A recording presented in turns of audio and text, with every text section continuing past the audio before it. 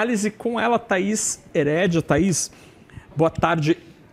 A gente viveu as últimas horas aí de uma janela de oportunidade para que o presidente Lula usasse pronunciamentos ou a entrevista a Amanpour para tentar abrir um canal de diálogo. Mas aparentemente não foi isso que rolou, né?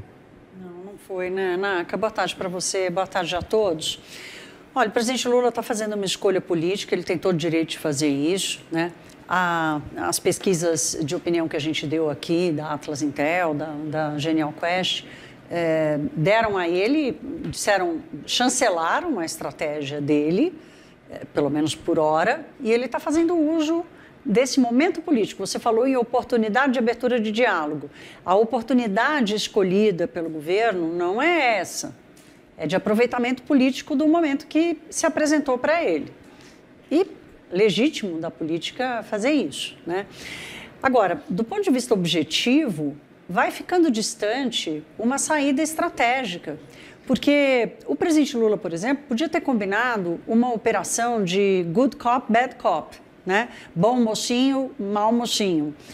Olha, eu, presidente Lula, até pela minha história, vou me posicionar, mas eu vou criar uma estratégia aqui, eu vou mandar o Geraldo Alckmin, por exemplo, para Washington, né? Isso é uma coisa que eu tenho ouvido dos empresários e de todo mundo que está envolvido de alguma forma na gestão dessa crise do tarifaço. Por que o vice-presidente da República ainda não foi a Washington? Não é agora. Desde que Trump foi eleito. Ele não foi o escolhido para fazer a negociação, para conversar, né? Ele fez 4 reuniões com o secretário do Comércio nos Estados Unidos e todas online. E muita gente tem se perguntado assim, mas por que ninguém do governo apareceu em Washington, bateu na porta? Se ia ser recebido ou não, a cobrança aqui é pelo movimento, é pela atitude, entende, Naka? Então, o presidente está fazendo uma escolha política, ela tem um custo, ela certamente afasta a oportunidade de diálogo.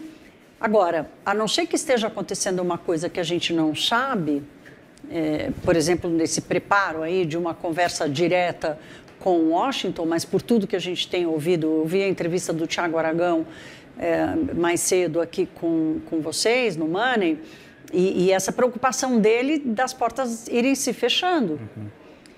Então, olhando para hoje, dia 17 de julho, né, ainda ninguém consegue entender, afinal de contas, qual a estratégia de saída da crise que o governo está adotando. Todo mundo reconhece a estratégia política de aproveitamento da crise, mas de saída da crise, ninguém reconheceu ou identificou até agora. E do ponto de vista estratégico, quando o governo opta por colocar à frente no seu campo de visão a agenda doméstica ou este momento doméstico, politicamente pode até ter alguma razoabilidade ali no curto prazo, né? Faz sentido racionalmente, sim, claro. Né? Não, é legítimo. Do ponto de vista político, é legítimo. Agora, de que adiantará estar mais bem posicionado, melhor posicionado aí com o eleitor brasileiro, ganhar alguns pontinhos ali de popularidade nas pesquisas, se a partir do dia 1º de agosto ou alguma outra data, eventualmente que seja combinada, os nossos produtos passem a pagar 50% de tarifa nos Estados Unidos e isso possa gerar, por exemplo, um problema econômico. Não vai adiantar nada, né, Thaís? Naka, você sabe que ontem eu liguei para consultores que estão atendendo as empresas brasileiras e também empresas americanas na tentativa de desembaraçar e acelerar o que for possível. Então, algumas coisas que estão acontecendo, porque, gente, não é esperar dia 1º para ver no que vai dar. Já está acontecendo. Contratos estão sendo cancelados. Então, tem casos assim. Uma empresa que vendeu 800 mil toneladas de alguma coisa. 100 mil já foram, as outras 700 mil não vão mais, porque o comprador cancelou.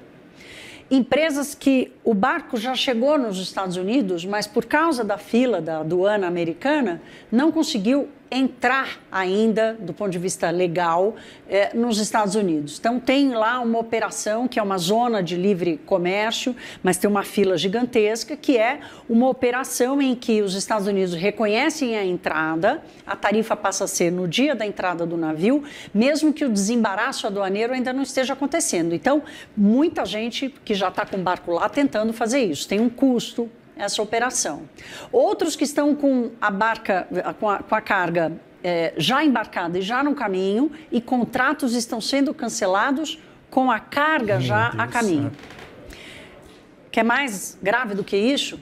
Operações de financiamento estão sendo canceladas e rejeitadas, porque as operações estão sendo canceladas. Ora, se o contrato de compra e venda estão sendo cancelados, cadê a garantia? Né? Você perde a garantia. Cadê a garantia? Então, não é que a gente vai esperar o dia 1º de agosto. Já começou. Outras empresas fazendo o quê? Contratando avião para produtos de muito valor agregado, saiu uma fortuna. A pecinha, a máquina e tal, está viajando de primeira classe, quase que como se a gente pudesse dizer isso.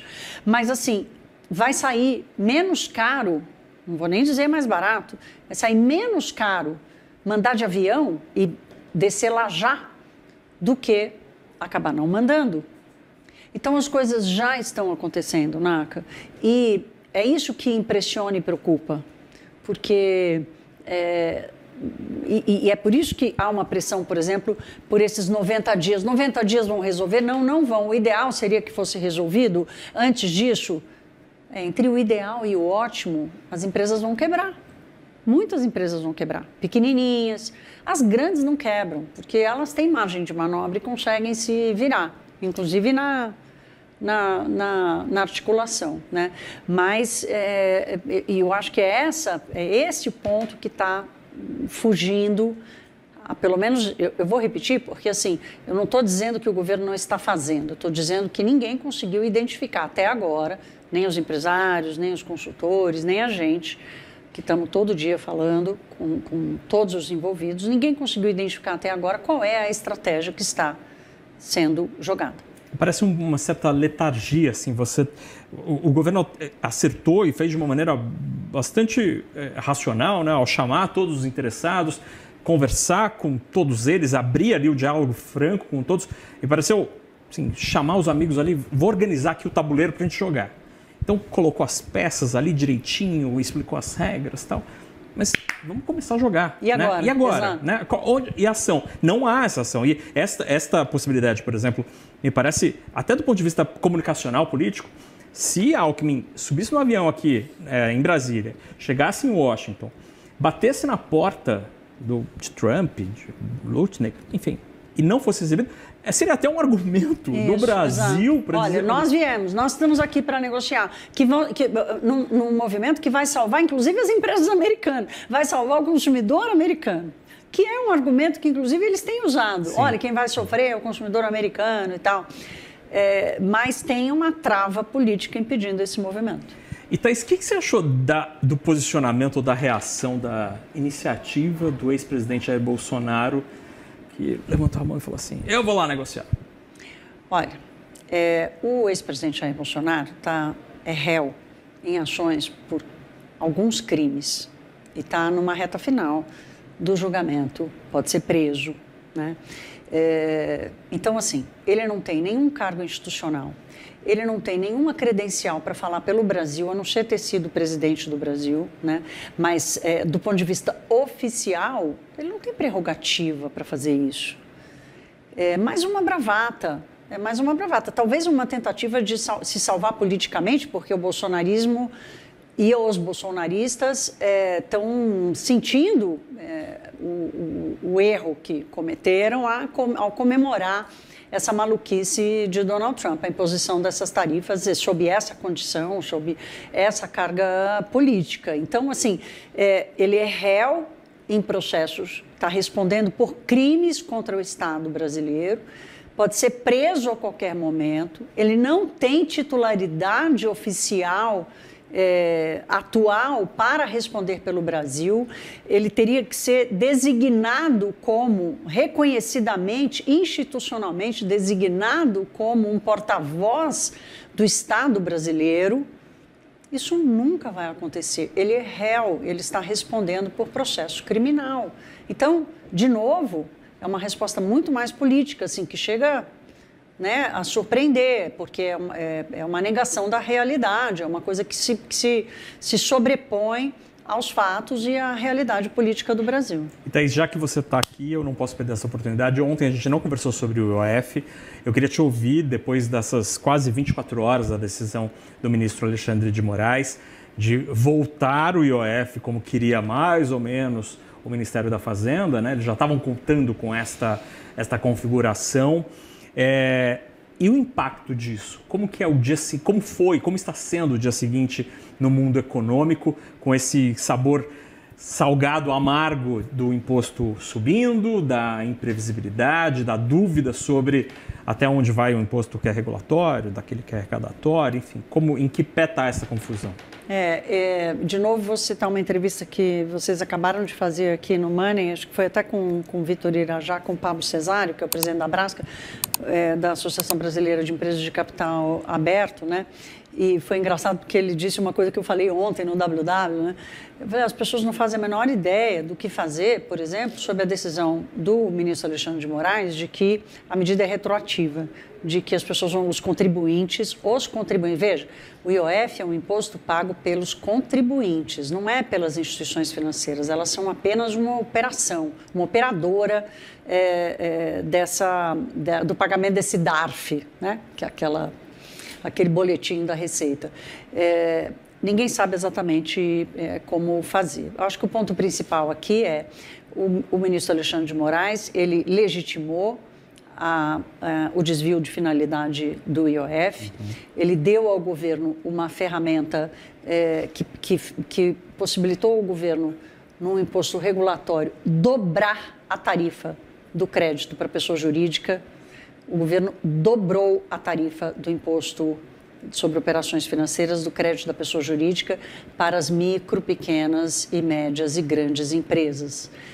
Cada uma com a sua alíquota, mas ambas dobraram, né?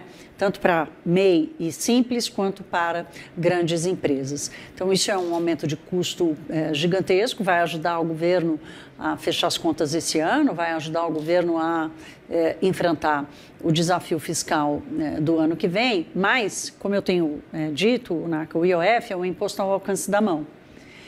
E, ao legitimar o desvio de finalidade, esse precedente abre uma forma distorcida de dar aos próximos governos a mesma prerrogativa. Né? A gente é o país, todo mundo faz. Né? E a decisão do ministro Alexandre de Moraes, inclusive, ele cita decisões do passado, né, sobre o IOF. Então, assim, olha, está tudo bem, como todo mundo já fez, vamos mais uma vez aí que ajuda. E a cereja do bolo é a insegurança jurídica, né, do Brasil.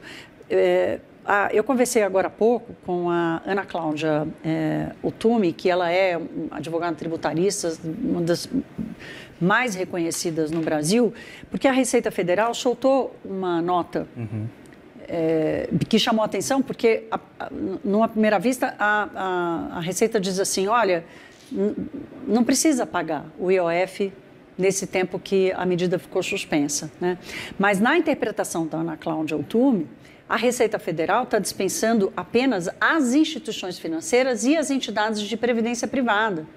E ela ainda chama atenção aqui, abrindo aspas, para a nota da Receita Federal, em que a Receita Federal diz assim, a Receita vai avaliar a situação em relação aos contribuintes e vai se manifestar oportunamente, buscando evitar surpresa e insegurança jurídica na aplicação da lei. Então, para as instituições financeiras e para as entidades privadas, não precisa se preocupar com isso. Mas para o contribuinte, aí sim a Receita vai se posicionar nos próximos 30 dias. Então, o que ela está dizendo é, calma, nós vamos entender um jeito aqui de como é que isso vai acontecer, mas essa conta ainda não está óbvio que as pessoas não vão ter que pagar. As empresas e pessoas físicas que fizeram, por exemplo, operação de câmbio, pessoas jurídicas que fizeram operações de crédito, ainda não está claro como isso vai acontecer. Mais cedo a gente conversou com o Zé Márcio Camargo, economista-chefe da Genial, e ele julga ser impossível, esse é o termo que ele usou, por exemplo, numa operação de câmbio. O sujeito vai lá comprar $100 para ir para a Disney. Ele entrou na corretora de câmbio, no balcão, deu o RG, o CPF ali, colocou lá R$560, R$580, recebeu uma nota de $100 e foi embora, nunca mais voltou, gastou com o Mickey esse dinheiro. Como é que esse sujeito vai pagar o IOF majorado? CPF, tem rastro. A Receita Federal vai, busca a operação que ele fez, bate o imposto que ele pagou e em algum momento o DARF vai chegar.